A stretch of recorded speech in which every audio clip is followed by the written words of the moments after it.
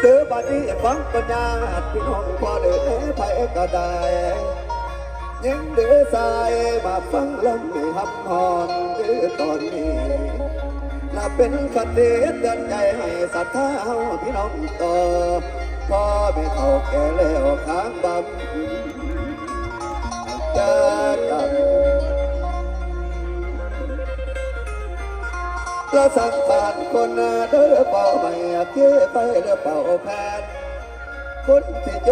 นในแดดแสนสิทุกข์กโมดโอสิโอให้แต่กันละกันที่ผ่านมาอย่าห่างตาเด็บปานีต่อยประทินสิ้นสีปล่อยกุฏิเรื่อยเป็นนาละพากันบางสิ่งหน้าปานาบอกคิดบังก็อยากไปทำทั้งเดือจังใดเด้อพี่น้องขอเก่าโนพุทโธ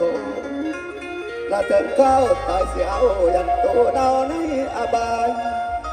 เข้าสลายหลับโสดโมเฮาอาศัยเป็นละมันสิเด็กเฮาไปให้ผมบังก็อยากมีแล้วบังถึงสวรรค์ก็เดือดเนื้อบ้านทะเลสนุกนอนสนุกเทิมเนื้ออาจถึงสนา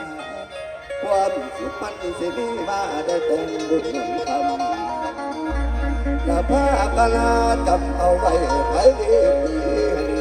เป็นสิทองจำไปสะดือพวกน้องทั้งสามเป็นขา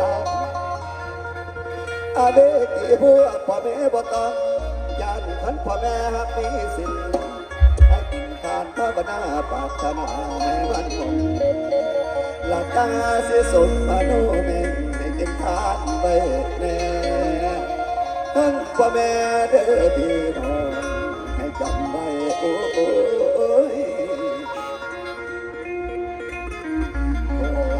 คน